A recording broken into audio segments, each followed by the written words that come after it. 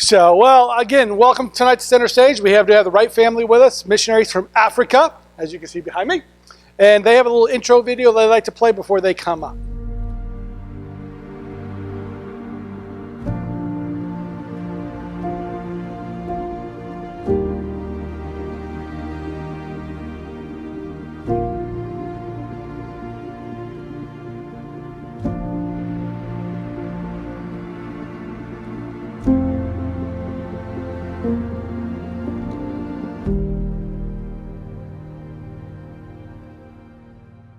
All right, aim, air. So I want you guys, Brett, come on up and I'll hand over the remote. It's sacred. Is that okay? All right. All right, well, we do that a lot in the planes too. So, radio problems. But it's great to be here tonight and look forward to sharing with you. As I said, my name's Brett Wright. This is my wife, Jennifer. And then we have 3 kids, Nathaniel, Jeremiah, and Andrew. So we're excited to be here tonight and just share about what God is doing. And some of you might remember or know that I'm Anita Weidenfeld's granddaughter. So I remember seeing some of you from over the years and years past when I visited her. So yeah, we're just really glad to be here tonight and share about our ministry and our life in Africa. So we wanted to just share just what God is doing in Africa and about our ministry.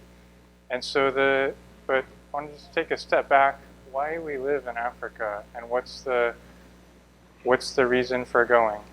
So it really starts with the command of Jesus, the Great Commission, in Matthew 28:18 through 20. And this is the reason that we live over there. I'll read it for you. And Jesus came and said to them, "All authority in heaven and on earth has been given to me. Go therefore and make disciples of all nations, baptizing them in the name of the Father and of the Son and of the Holy Spirit, teaching them to observe all that I commanded to you. And behold, I'm with you always to the end of the age." So throughout Scripture, we actually see that God's desire is for all of the nations, for all people, to come to Him and to worship Him. Back in Genesis, we see that with God's blessing or promise to Abraham, saying that through Abraham, He'll bless all the nations. And then Israel was supposed to be the mediator between God and the rest of the nations. At the end, in Revelation, we see when at the throne, we see all the nations, the tongues, the tribes bowing down and worshiping God. And so that's really the reason, the big picture, the deep reason that it's worth it to leave America, go over and live in Africa and spend time and money and effort doing this and our ministry in Africa. So that's what drives us on the hard days, as we can think back to Jesus' command to do that. So in the U.S., you can go anywhere, and you have plenty of access to the gospel. There's great churches all over the place, and there's you can pick up a Bible, you can read the gospel in your own language, in English, but there's some places where that's really not the case. And you can't, there's no other believers, there's no Christians to tell you the gospel, and there's no Bible in your language. So the idea of missions is crossing a culture so that you can go to someone who has not heard the gospel before and tell them the gospel. And so that's what we are trying to support, and that's what the ministry of Africa Inland Mission is. So Africa Inland Mission is the organization that we're with. It's the broader ministry. And then I'm a pilot and mechanic, and our specific ministry is with a ministry called AIM Air. So the second video we have is about Africa Inland Mission. So just a bigger picture of what our goals are.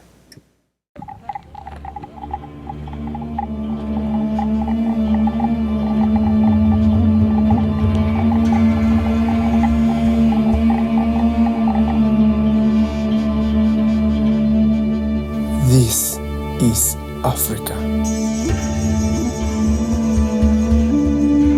This is my home.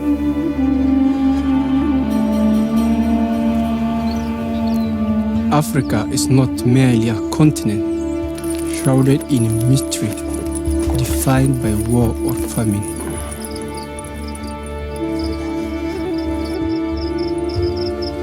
Africa is not a hopeless remnant of the third world. Africa is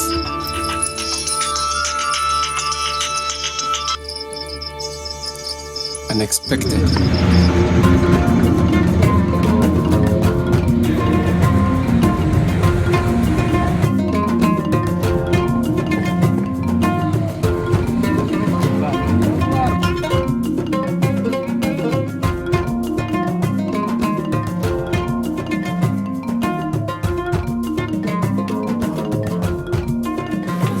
Most of all, Africa is people.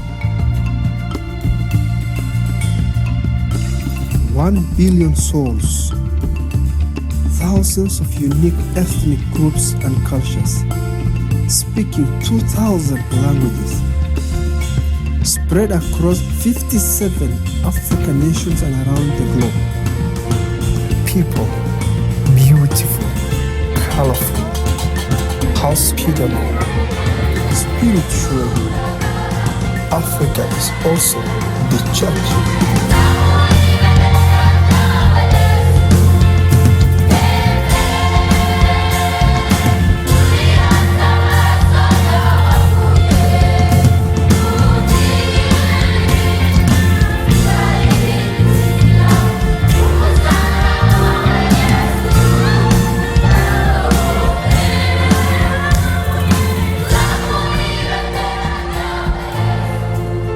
It is a growing church, hopeful, but facing tremendous challenges.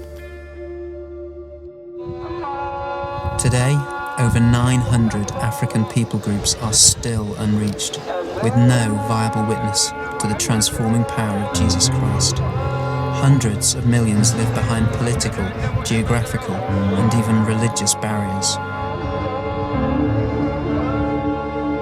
This is Africa. This is also my home. For over a century, Africa Inland Mission has sought to overcome these barriers through people compelled by Christ's love and the Great Commission. Africa Inland Mission is 1,000 missionaries across more than 20 countries, partnering with hundreds of African churches, united in one purpose: Christ-centered churches among all African peoples. Communities of believers that display transformed lives, proclaim Christ, and make disciples. Africa Inland Mission is joining God in what He's doing in Africa and among Africa's peoples. Joined by countless prayer and financial partners around the world. Joining with the African Church in taking the good news of Jesus Christ to the ends of the earth.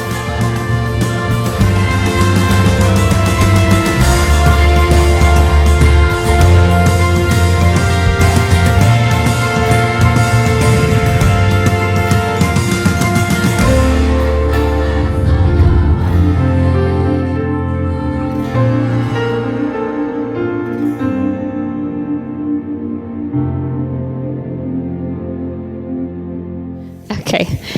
We hope that video just gave you some of the sights and sounds of our world where we live in Africa, and just showed you the big picture of what our mission organization is all about and what we're over there to support. So Brett's going to talk a little bit more about AIM Air, which is our specific ministry. AIM Air is there to support we call them the frontline missionaries, but the missionaries that are out in the villages, out in remote places, translating the Bible, doing the Bible teaching. We want to make their job as easy as possible. So Brett's going to talk a little bit more about what his role is with AIM Air. Yeah, I actually kind of like this microphone. It's like flying, so this is great. Well, you should clarify. When he flies, he always has a I have the headset, headset on, and it has a and the mic, mic. just like this. This is like really comfortable. So the ministry of AIM Air, as you could see from that video, a lot of the missionaries live pretty remotely. So many places there are either no roads or the roads are really bad, impassable, security issues. So the ministry of AIM Air is taking the airplane as a tool and using it to make the ministry of the frontline workers more effective, more efficient, so that they don't have to worry about getting in, getting out, all these things that the airplane is just that tool. So some places you can get to if you have an off-road vehicle, or if the bandits are not on the roads, or if you're willing to hike hundreds of miles. Or if it's not So- rainy season and the road's not washed out, lots of variables. But so the airplane, it just makes their ministry that much more effective, where they don't have to spend weeks getting in, getting out, and getting their supplies. So the main thing, let's see, sorry, we'll do the next one is another video just talking about the specific ministry of AIM Air. So Africa Inland Mission is the bigger group, and then AIM Air is the smaller, and we are supporting the missionaries of AIM.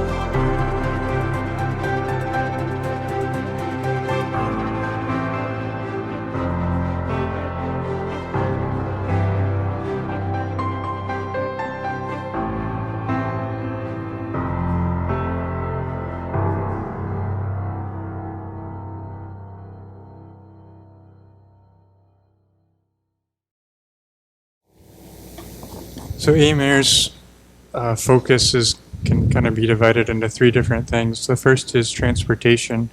That's our normal flights. So we do, one example would be a monthly supply run that we do to missionaries in a place called Wrights, South Sudan. So we'll load up the plane with fruits, vegetables, stuff that we can get in Arua, Uganda, where we live. And we'll fly up, move some people around to some small villages, move the supplies, and then go back. Another one is we partner with Voice of the Martyrs. So we help the local church, and then also the pastors, Christians who have been displaced by fighting. And so we're flying supplies to those Christians who have been run out of their homes. So that's the transportation side of it. The other thing that AIM Air is on standby for all the time is any kind of medical emergencies. So the missionaries, you can't call 911. There's nothing like that. The missionaries are living super remote, and so AIM Air is kind of the ambulance of, we'll get a phone call, somebody will be hurt, somebody will have some sickness, and so we'll go in, pick them up, and fly them to a capital city where they can get medical care. And we've done that many times. Well, and just to give an example, we live in Arua, Uganda, which is all the way in the north part of Uganda. The capital city, Kampala, is all the way in the south. So if we were to drive, it would take us about 9 hours over a really bad road. Brett can fly us there from our town to Kampala in about an hour and a half in the airplane. So the missionaries that live remotely live farther out than us. So Brett has to go north to go get them, maybe an hour, 2-3 hour flight to go pick them up. He might have a fuel stop back in Arua and then on to Kampala. So the quickest they're going to get medical care is still ours. But we are their lifeline. They would have to have days over bad roads to get to the hospital if Brett didn't come and get them. So we've had a couple issues where families have had kids get really sick and are unknown causes, or someone was bleeding and wouldn't stop. And so Brett was able to get them to the hospital within a couple hours. And they really rely on that because otherwise they might not go to those remote places. They have to know that they have someone they can call to come and help them if they need it, especially when they have little kids. The third part of it is security evacuations. So a lot of the countries that we're flying into are politically unstable. So there's different fighting stuff that happens. And I haven't had to do it yet, but AIMAIR has done it many times of security evacuations where the missionaries will call up, hey, it's not safe for us anymore, and we'll go in, pick them up, and fly them out. Or even to the extreme of there's bullets flying, we're all hunkered down, can you come get us as soon as possible?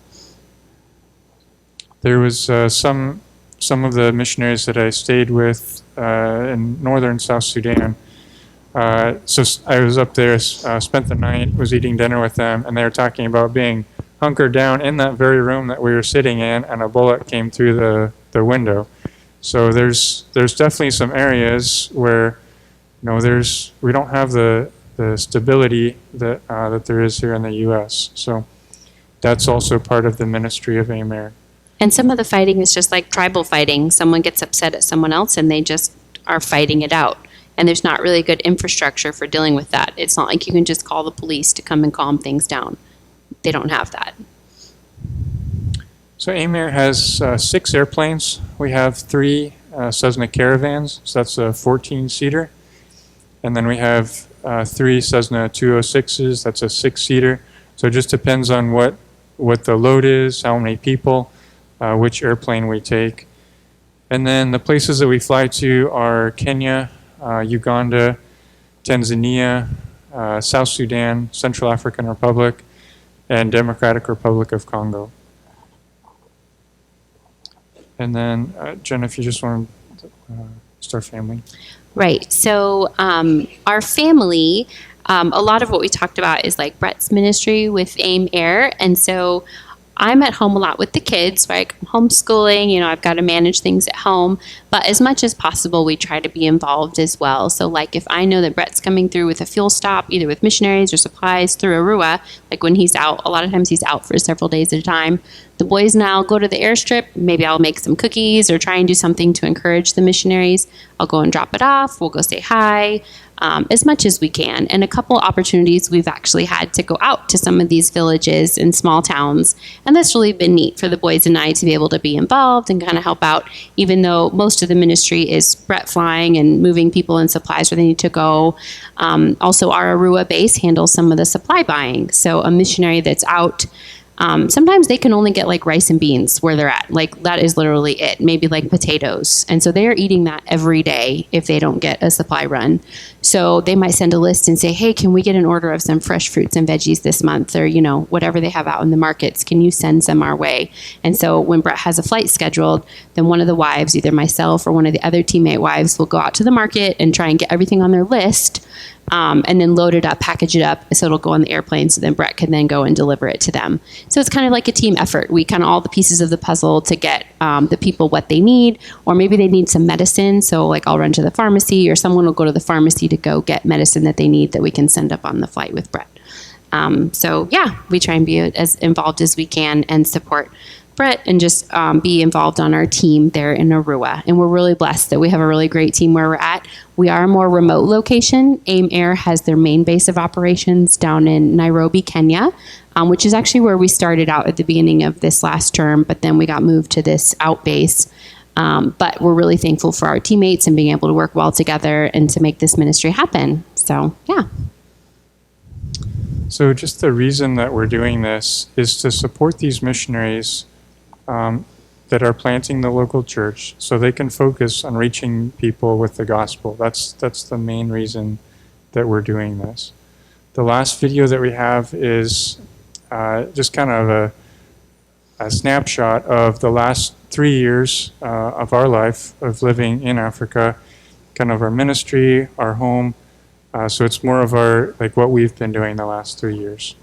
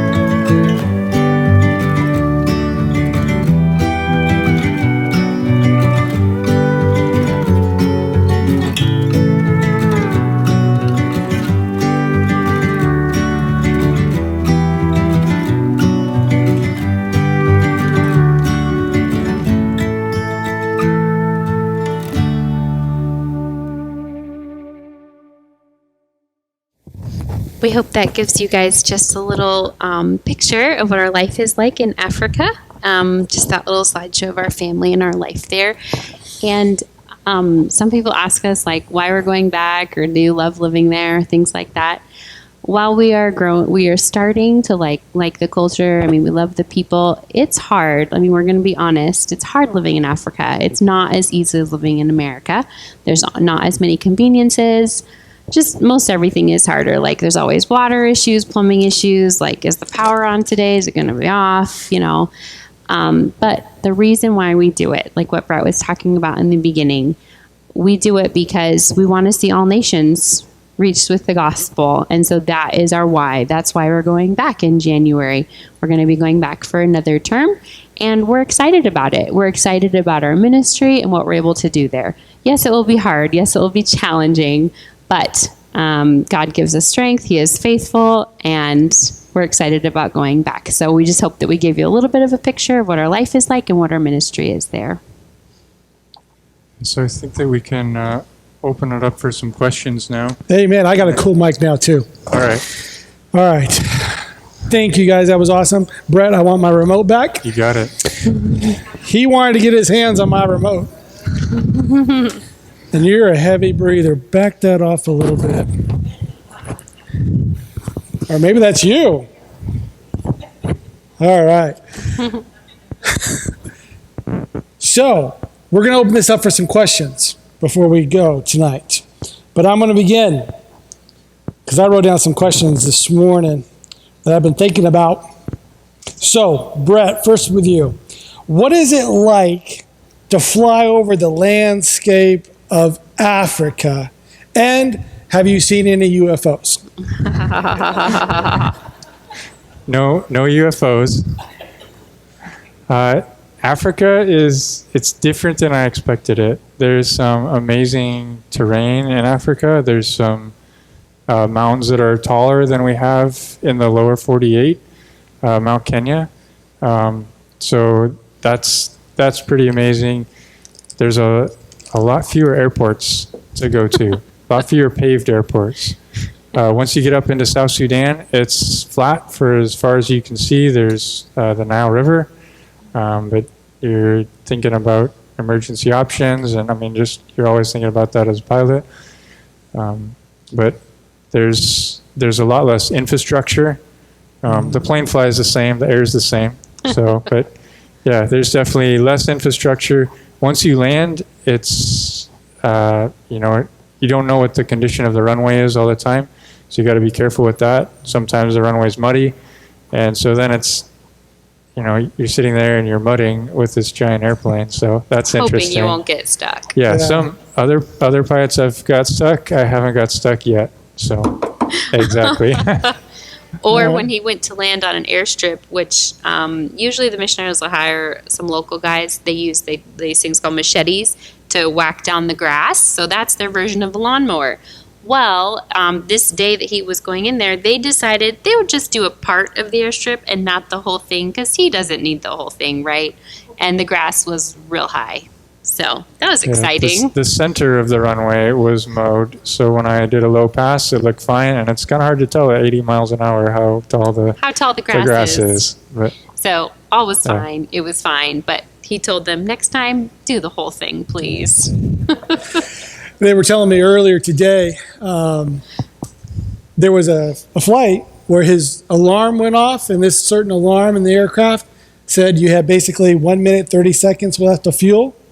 Yeah, so it's a fuel reservoir low light. So there's let's not talk about the whole system.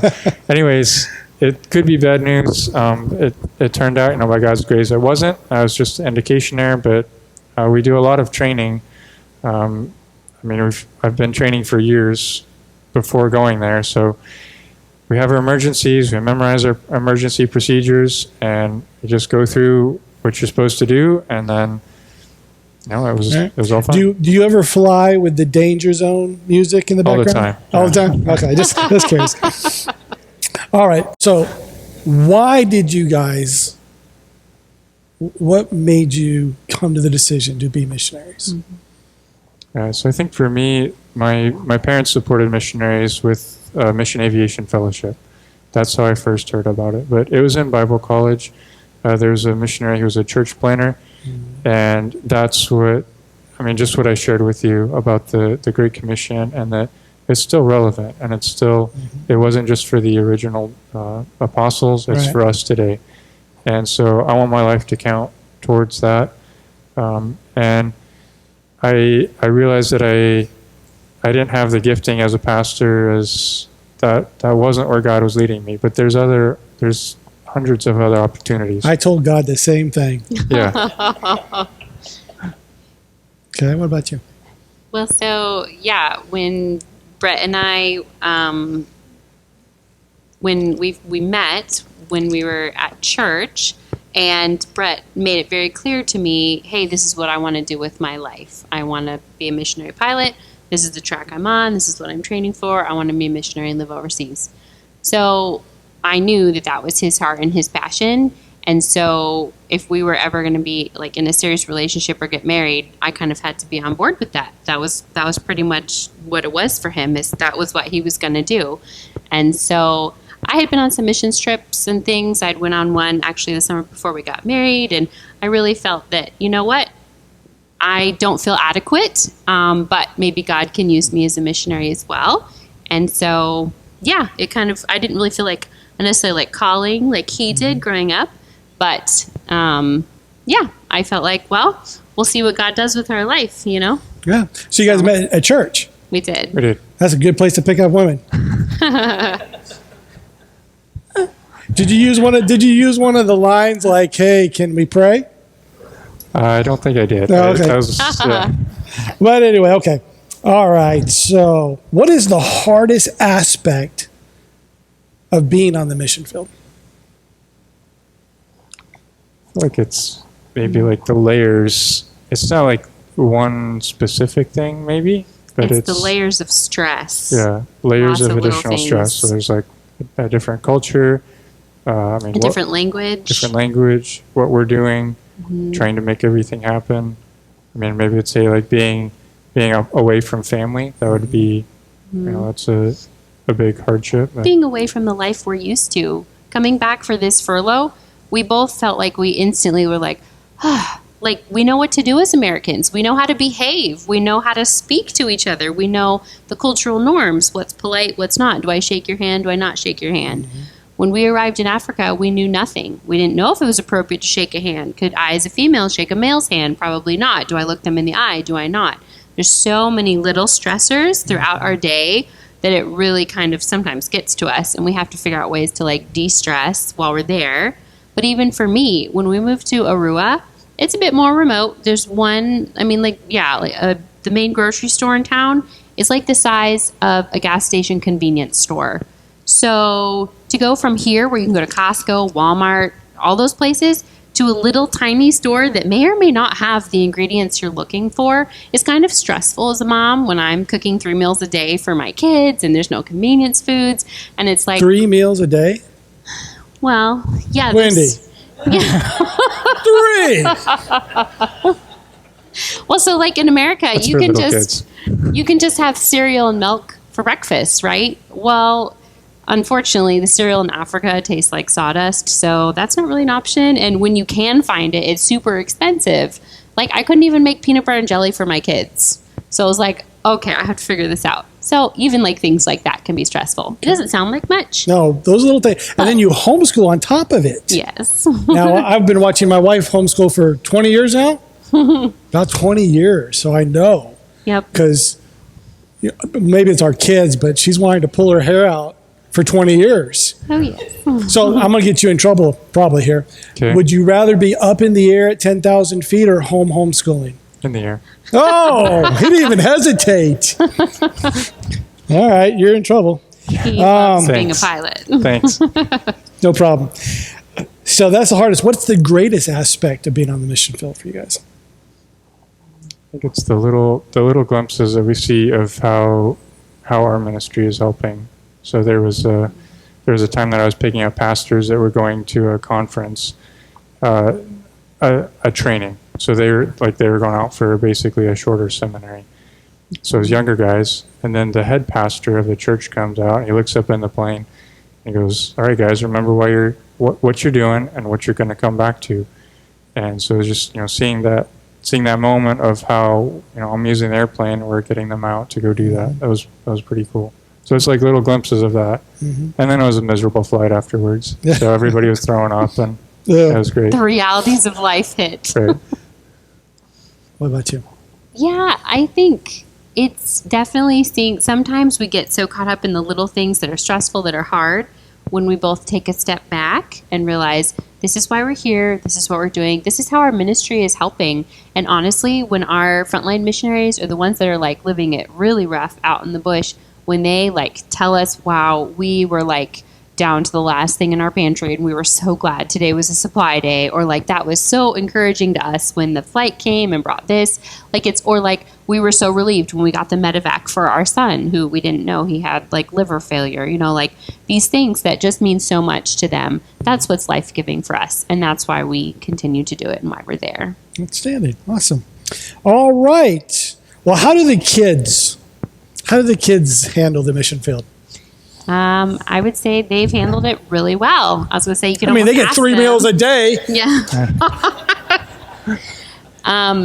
Their favorite thing to do, you saw a few glimpses, pictures, is they like to go out and find the animals. So in Africa, the animals kind of roam wild in certain areas, and so you can just go for a drive in your own car and go and find the zebras, find the giraffes, the buffalo, all those things. And that's one of their favorite things to do, is see all the animals there. Awesome. Now, I realize I never want to go to Australia because I watched the 72 most dangerous animals in Australia. Everything in Australia tries to kill you. Then I watched how many dangerous animals and spiders and snakes and stuff in Africa. Do you guys deal with that?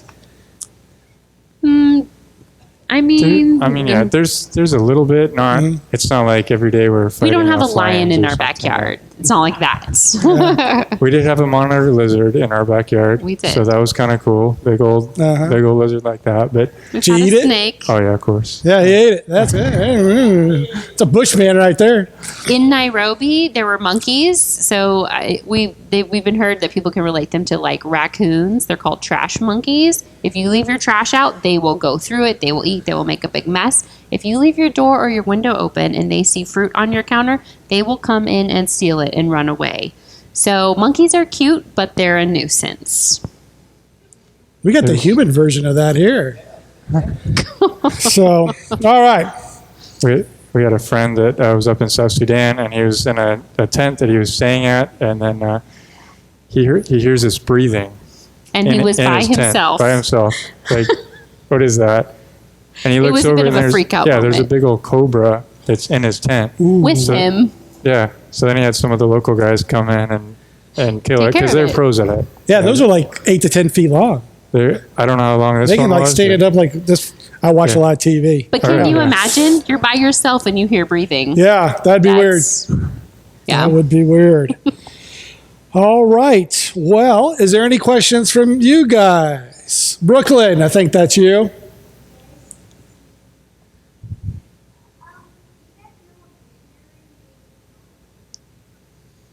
I don't think we know her. Come on. Yeah. Missionary in the whole world you don't know, isn't it? She might be in a different area than we are in, most likely. You don't know all okay. the missionaries in Kenya? Not quite. Jocelyn.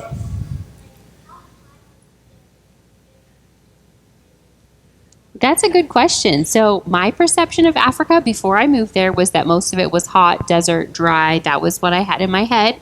And when we got there and we moved to Nairobi, and what was the elevation in Nairobi? So 5,500. Yeah, it's like kind of like up on a mountain, and it was relatively cool. I was quite surprised. So 5,000. yeah, the temperature where we live in Arua, probably the hottest it gets is about 90 degrees, 90, 95 in the 90s. And then the coldest is probably, 60s? Mm-hmm. Not very cold. So What about between 60 and the 90. humidity? Well, so we have 2 seasons in the year. Hot season, like dry season, and wet season. During the wet season, it's pretty humid. Yeah. Yeah. During the dry season, not so much. Okay. So you are all actually very well prepared living in Reading Oh, to I come know. to Africa. Because I was about to Yeah. make fun of you, like 90. Yeah. In South Sudan, there's the It humidity, does get- and yeah. it's up into, I've seen 120. So north of us is more the hot desert, but where we are, it's a little bit like we're right next to Congo, which is pretty much all jungle. So But did you hear what he said? We're all climatized. We can go. you guys are all ready. 120, you got this. Wendy, in the back.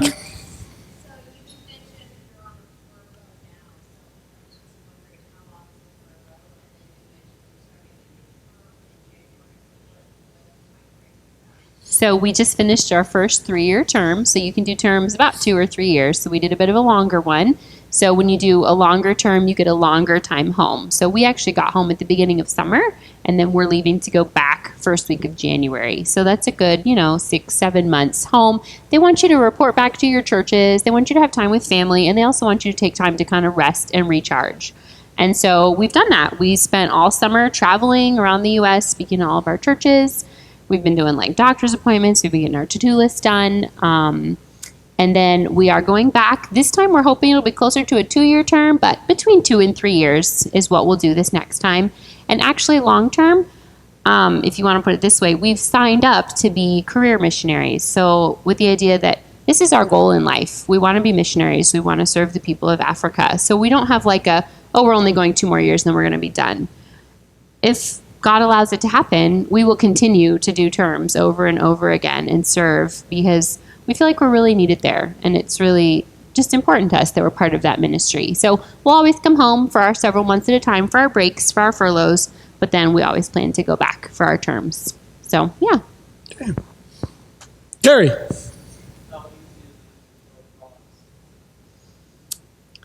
During rainy season, not too bad. During dry season, it's pretty hard. Yeah. So in our town, you find a lot of root vegetables, so like potatoes, onions, carrots, things that grow in the ground. You can get those almost all year round. But then during rainy season, you've just got lots more variety of things that are growing and that you can buy in the markets.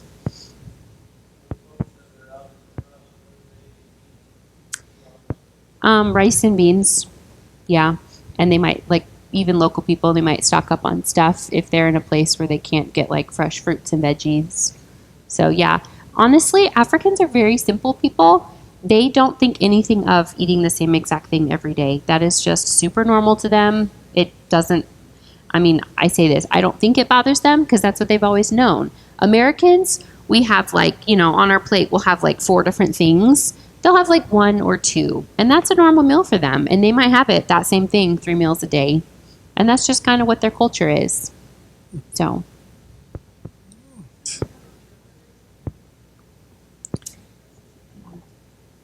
So English is fairly well spoken most places. So If they're educated, yeah.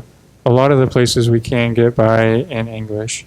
The people that are actually doing the teaching and the Bible translation, they're going to be learning each individual language, the local language. The tribal tongue. So I'll go up into South Sudan, it's Juba Arabic. In Central African Republic, it's French. And Zandi, where we are, it's English and Lubara. And then in Kenya, it's Swahili. So depending on where I fly, it could be any number of different languages. Well, or even in Uganda, which is like the size of like, it's probably not even as big as California, but it's like a state in the U.S., right? Uganda is not a very big country. We speak Lubara all the way up in the north. That's our tribal language of that kind of northern corner. But down in Kampala, when we go down to the capital city to get our supplies, they don't speak Lubara there. That's not the tribal language there. They speak Lugandan, which is kind of the main language of Uganda, but they're more educated. They're city people, so they probably speak English, Lugandan, and then maybe whatever their parents' tribe was from wherever. But the farther out from Kampala you get to the more northern tribes, they don't want to speak Lugandan. That's the city language, right? They want to speak their own tribal language. So we might just drive a couple hours down the road and we can't even talk to people because we're trying to learn Lubara, which is in the north, but that's not what they speak in the central part or in the southern part. So it gets pretty tricky. And the longer we live there, the more we're hoping to learn more and more of Lugandan, Lubara, Swahili, all these. But it's going to take some work. So Give us a sentence and something. Habari zenu. What? Yeah, or exactly. habari yako. That's Habari like a yako. greeting in Swahili. How are you today? Inatoka America. I'm from America. Ninaitwa Brett. My name is Brett. Brett? So your name doesn't translate, huh? Not really, not at all. Asante sana. Yeah. Oh, actually, they don't say the T's very well, and so My for name the is longest very time, hard. they thought his name was Bread. They thought he was saying, "Hi, my name is Bread," instead of Brett. And finally, someone told us, "Oh, it's Brett, not bread." Okay. All right. Is there anything else? Lisa, you only get one. Sorry. So I'm going to tell you yes, and I'm not like scared for my life, but I don't know if you noticed in some of our pictures, but the home we lived in Nairobi and the home we have now in Arua, bars on the windows, bars on the doors, everything is padlocked. You leave nothing out at night. If you leave it out, it will get stolen. We have a gate and a wall around our compound, and we have a 24/7 watchman as well. So, especially because Brett is gone a lot and the boys and I are home alone, we have to have those securities in place. I don't think they would harm us, but where there are really poor people, there's desperation. So they will steal just to turn around and sell that to go buy money or to have money to go buy food. So it's the hard reality of life in a really poor part of Africa. So yeah, we always take certain precautions. You know, the boys and I are inside by dark, padlock all the doors and windows, make sure everything is secure. The watchman does his rounds at night, things like that. But yeah, we've kind of got used to it now, and yeah, I do feel safe. But also holding that loosely, we've had something stolen off of our property in Nairobi and something in our property in Arua, and it kind of is just that happens. So That's 3. But speak up because you're getting really lower. yes. We do, because we live in kind of a small area, and even Africa Inland Mission as a whole has kind of a rule that depending on how remote you are and where you're at, you need to be close by to your teammates just for safety. And if Brett's away and I have an issue at my home, sometimes I have to just deal with it or ask Nathaniel, okay, Nathaniel, we're just going to go deal with this problem, but if another husband is home or another wife, then they'll come over and help me with what I need. So we have a family that's right next to us on our road, and then just around, it's a dirt road, but around the corner, just a couple minutes away is another family, and then a little farther is the other family. So we're a team of 4 families up in Arua. So. All right. Pat, you had one.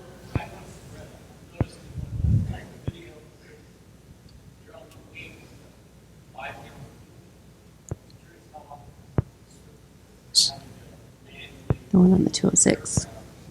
Yeah, that happens fairly often when we're remote and we need to refuel. In the caravan, we have it. I mean, it's like a farm pump. So you just crank in the gas, the jet fuel into the wings, and then in the 206, doesn't take as much fuel, so you can get the jerry cans and just pour that in.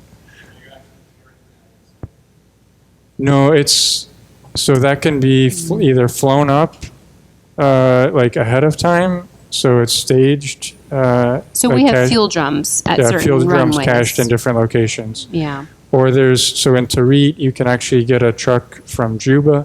Juba has fuel, so they can send a truck that has the fuel on it. So yeah, there's a whole logistics of getting the fuel, where fuel is available. So it does get a little bit complicated. It's not just like in America where you can just drive however far down the road and go, oh, I'll just pick up gas at the gas station. Brett has to really meticulously plan ahead and figure out which of our airstrips have fuel drums, how much is there, how much he's going to need, and someone has to keep kind of a close tally on that.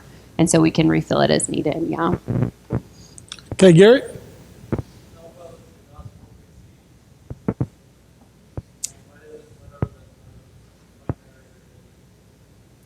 Muslim is probably, it's predominant there, a lot of Muslims. I would say they are the most against Christianity, right? Just really opposed.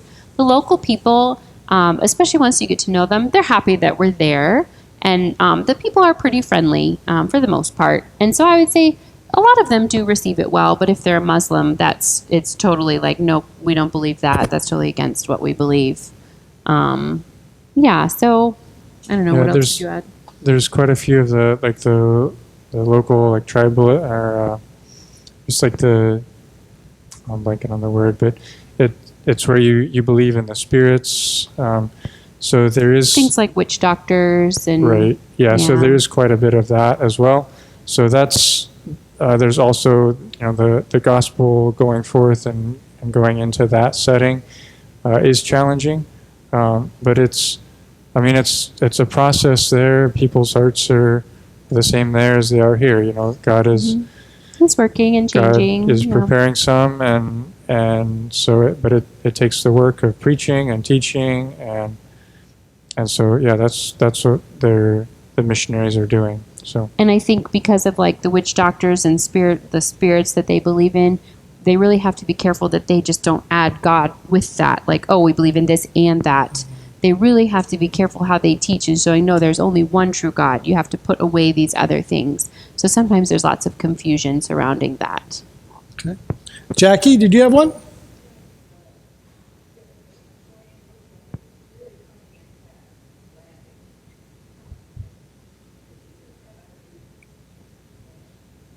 How fast do you land? It might have just been in the video. So in the Caravan, gross weight, we land at 80 knots, so it'd be 82-ish miles an hour. And then if we're lower weight, it's down to about 72 knots. And then in the 206, it's about 65 knots. So it's actually fairly slow compared to it's very slow compared to an airliner. And then we also, we're slower than most. Like a normal 206 is going to come in at a faster speed than we are. So the slower you can land, the slower you can get stopped, and you can land on some of these short runways. So it's probably just on the... It probably just seemed faster on the video. Yeah, on the video, I think there was some... Otherwise, it's just a really long approach, and people fall asleep, so...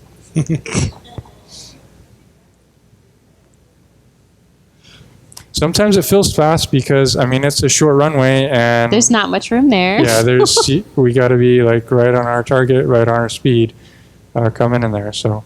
And it's not uncommon if Brett sometimes will do like a flyover, a low pass, just to check things out and then come around again and land. Or if he's not set up just right, he'll just go around and set it up again. Because some of our airstrips, especially the most challenging ones, he just really has to land in a certain spot, otherwise he doesn't have enough room. So he's gone through a lot of training. Some of the pictures in our video showed him with other training pilots. When we first got to Africa, it was months of him getting checked out at different airstrips, getting trained, just really being careful and cautious, just so that he's safe at all these places, because they are challenging, they are risky. So. Okay. Lisa?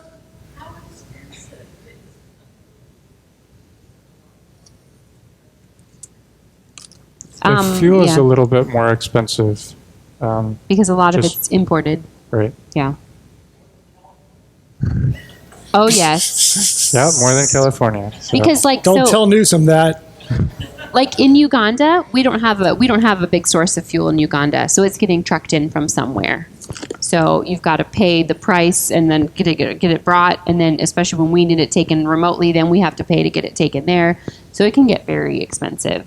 So just to give you an idea, from Arua, if we need a medical evacuation just to cover the cost of fuel for our family to fly from Arua down to Kampala, that 1.5 hour flight, it would cost us $800 just to pay for fuel to take the small airplane. So the little 6-seater, which is slow, which that one actually takes, 2 hours, 2.5 hours. If we want the fast plane, the big plane, we're looking at like $1,200, $1,500 just to cover the cost of fuel. And so even for us, even though we work with AMER, some people say, oh, aren't your flights free? Well, no, somebody has to pay for the fuel, right? And we do have, AMER does put together, savings, to pay for that kind of thing. But even our missionaries, we have to charge them for the fuel. We're not, trying to make any money off of it, but somebody has to pay for the fuel. So even for us, as we raise our support, from our churches, we have kind of a fund that we pull from to pay for those flights. So, for medical emergencies, just when we get back, we're going to need to take a flight in our airplane from Kampala to get back to our home in Arua. So anyway, but it does get expensive. Food, I would say sometimes is similar here, sometimes it's less. Kind of depends on what it is. My favorite vegetable is broccoli. They don't grow broccoli where we live, which is really a bummer. And so if I want to get it, it's been imported from somewhere, so then it's more expensive. So if it's local, then yeah, it's pretty cheap. If it's not local, it's not cheap. Wendy.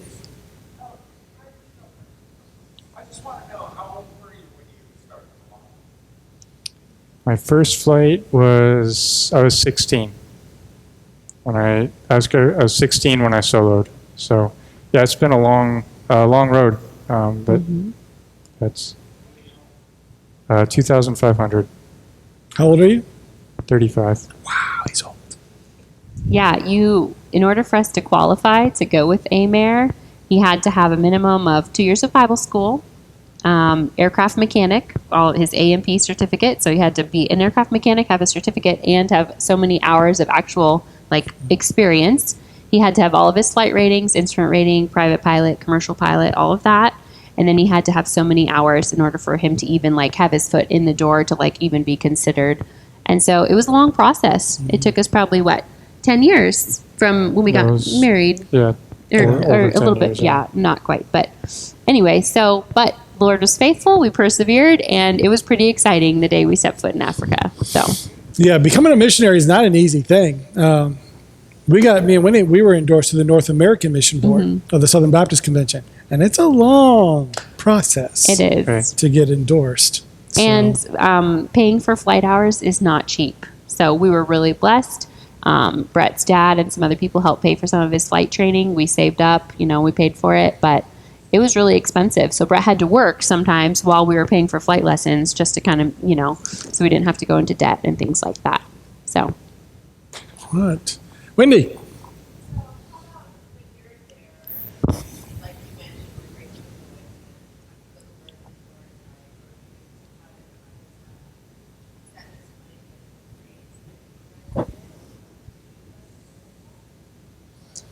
Yeah, so we're considered full-time missionaries on full support. So any money we have that we get every month it's kind of funneled through Africa Inland Mission. So our churches and individuals can support us.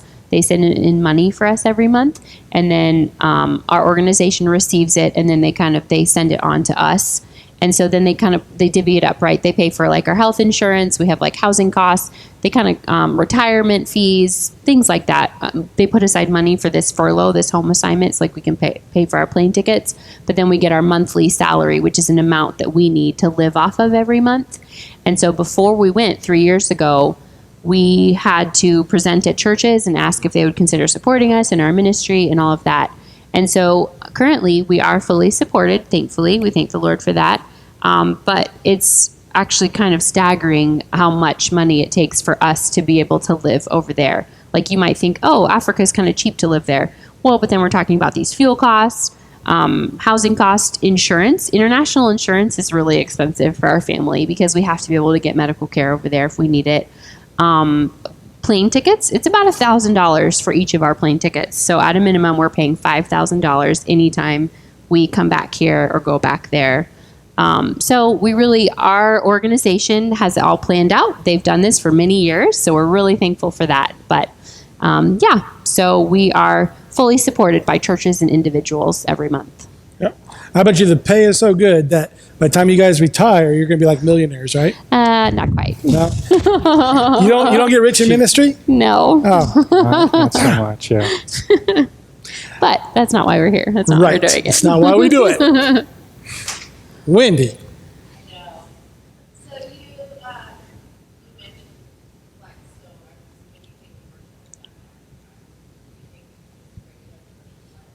We do, yeah. So we'll as fly, far as we can. Yeah, Delta KLM will get us with the layover in Europe, and then that'll get us down to Entebbe, which is the capital city of Uganda, and then from there, Kampala, Kampala.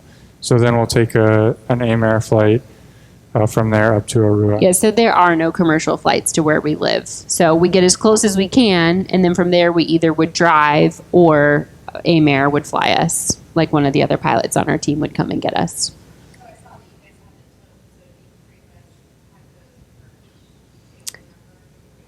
We do, and we are super blessed. Delta Airlines has this thing for humanitarian workers, which we fall under that category as missionaries, where we get 3 free checked bags per person. So that means when we go back in January, we get 15 bags or totes. But that is going to include tools for Brett. That's going to include homeschool materials, any household things we need, anything we can't get there, we have to bring with us. We have water filtration system. We have to bring like refills for that. So we have a whole list of things that we will fill those things with. But super blessed that we can get 15 of those for free with Delta over there. So, but it is a lot.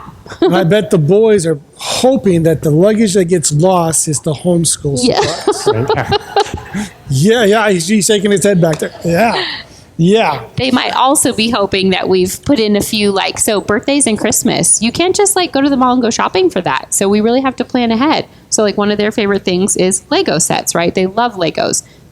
You cannot find that where we live in Africa. That's just, maybe you might find off some knockoff, really cheap, going to break into pieces the minute you put it together kind of a thing. So we have to plan ahead. I'm going to be buying gifts for next year and packing it in those bins, maybe the next year or two, thinking ahead of birthdays and Christmas. So we can kind of still keep those traditions and make that special for our kids. All right. Lisa. This is your final one. Make it good.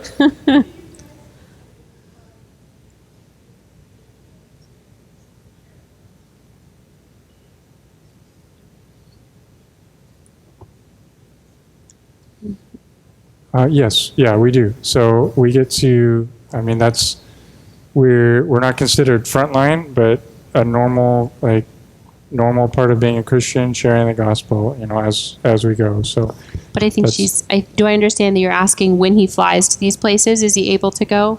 She's asking more specifically. Oh, okay, yeah. When you So go to some of the places. A lot of times if I fly in, I don't speak Juba Arabic. I don't speak the tribal language. So the missionaries that we're supporting, they're the ones living there, doing the work of, learning the language, learning the culture, so that they can share the gospel. So it's just like a normal Christian life as an example, but I can't learn all of these languages well enough to be able to share deep spiritual truths with all the people that we're flying to. He has got glimpses, though, some of his trips. He's able to overnight there, or maybe he's on the ground for a day. And so he does get to do life with our missionaries there and see the local people that they're interacting with, even though he wouldn't be able to share the gospel with them. But he sees how our missionaries, a big part of sharing the gospel, honestly, the first part is developing a relationship. You can't just walk up to someone, you could, but walk up to someone and just say, here, let me share the gospel. They have to work really hard to build the relationship and build the trust first. Especially as a foreigner. Right, yes. And people are like, why are you guys here? And so our really remote missionaries, they have a lot of groundwork to do before they can even while they're translating the Bible, but even before they can even really preach and teach and disciple. But Brett does get glimpses of that as he goes out. And we, for me, one thing I'm looking forward to going back is learning more Lubara, our local language in Arua, so that I can have more interaction with my neighbors where we live. Just as daily life. Yeah. All right, Lisa, you're cut off. Mark. I'm going to ask a question for you. Do you dream of cheeseburgers? Oh, you're asking him for me. Don't listen to him. I love In-N-Out. So. Let's just love In-N-Out, yeah. When we came back to America, Chick-fil-A, In-N-Out, we were ready. See, I'm flying over. If I was flying over, I'd be looking down, going all the animals, and I'd be seeing cheeseburgers walking around. Towards the end of our 3 years, Costco, shopping at Costco or a Walmart, where you just can go in and get everything you need. It's just all there. Versus I have to go to the market to get to my tomatoes. I got to go to the grocery store that doesn't have what I'm looking for. I was dreaming of going to Costco when we came back of this is going to be so nice. And the first time we walked in, it was it was also overwhelming of wow, there's so much here. I forgot, but it's also nice that it's a convenience that we as Americans take for granted. Yeah, Americans do, because we just, Well, we're until you're used to it. overseas, you don't realize Yeah. how great we have. I mean, how many grocery stores we have here in town, and they're all full. Stuff. Yeah, yeah. So yes, we do dream of Yeah. things like cheeseburgers. Yep. Well, I'll be eating them for you. Thank you. All right, I'll try to eat as many as I can. Well, so hey, when we pack up those bins, Brett's favorite is York peppermint patties. We'll bring some of those, and then we just ration it. Like you just kind of put aside a little for each month, and then you pull it out on the days when you really need a peppermint patty. Stuff like that. And 15 bins full of peppermint patties. Not quite. All right, anything else? Okay, we do have one more thing. Now, I usually never talk money. They did not contact us to do this, to ask for any support. Actually, they're doing it for Anita. Anita wanted her. She's so proud of them, and she wanted us to know what her family is doing. And so, we got in contact, and this is why they're here tonight. But the children's department, they support different causes, and they've raised money, and then they've sent Bibles overseas. They've done other things, Samaritan's Purse. But they started raising, and the kids, and Wendy put out 3 things that they could support. They've built up some money, and they wanted to support and give the money to. And she told them about the Wrights coming and their kids, and the whole children's department voted unanimously to give to the missionaries. And like I said, I never usually talk about money, but I was flabbergasted when Wendy came up and said, well, here's what we have for the missionaries. Our children raised, how much, Wendy? $893. All right. So the donation box has disappeared over there. Where'd it go, Becky?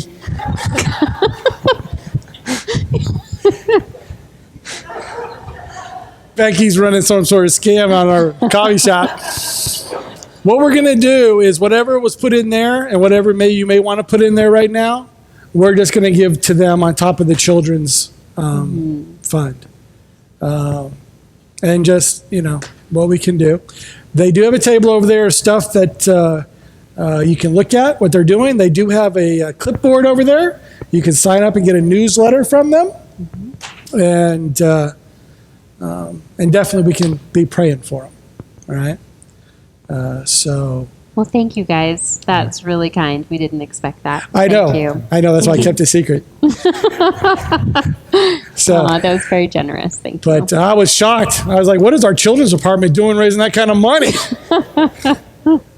Denise. So Nathaniel, Jeremiah, and Andrew, they're back at that table with my mom right there. Yep. You can grab one of their prayer cards off the table. And it has their names on it. Has their names on it and picture, and just have it at your house. Remember to pray for them. I'm gonna put it around the stove, and every time I cook a cheeseburger, I'll think of Brett. Thank you. Yeah. Send him a picture of yourself eating it. This tastes really good. I can do that. Yeah. And then washing it down with a peppermint patty. Yeah. Not peppermint patty. What is it? No, peppermint patty. You had it right. Peppermint patty. Yeah, okay. York That's what peppermint I thought that was the character from the. It is. It is. Okay. But, Okay. yeah. All right. Same thing. So anything on that table, it's just kind of about our mission, what we do overseas, stories from Africa. You are welcome to take anything on that table. Please help yourself. Okay. Any final? All right. All right. Again, if you want to donate, please do so. And I usually don't end center stage because we try to outreach with the gospel and stuff. We usually have visitors and stuff. I don't usually pray because I'm at the end we just dismiss. But today I'd like for us to pray for this family. So let's pray. Dear Heavenly Father, Lord, we just thank you for the Wrights. We thank you for Brett and Jennifer and their kids. Lord, we thank you for their testimony, their willingness to step out and follow you, Lord. Oh, that's to follow the Lamb wherever he leads is not always easy, and it can be scary. And it's not easy leaving the comforts of the United States, especially go to places like Africa. But Lord, they're there on the ground, and we just are so thankful. And we're so thankful that you use all our skills in your big picture of what you're doing. And here, as Brett is a pilot flying the missionaries into their different locations, flying the supplies to keep them going, a life link, Lord, to just sustain your workers in the field. And Jennifer there, keeping with the children and doing everything she has to do. Lord, we just thank you for their testimony and what they're doing. We ask you to continue to bless them and keep them safe. Lord, just it's amazing to see what you are doing. Sometimes we forget that you're working around the world and in places nobody else sees, nobody else knows. But Lord, I'm thankful that we got to hear this tonight and get to know them. And now we can have their card at home. We can pray for them. And who knows, maybe join them on the mission field someday. But Lord, again, we just thank you for them. Keep them safe. Bless them. We just pray this in your name. Amen. All right, now the next center stage.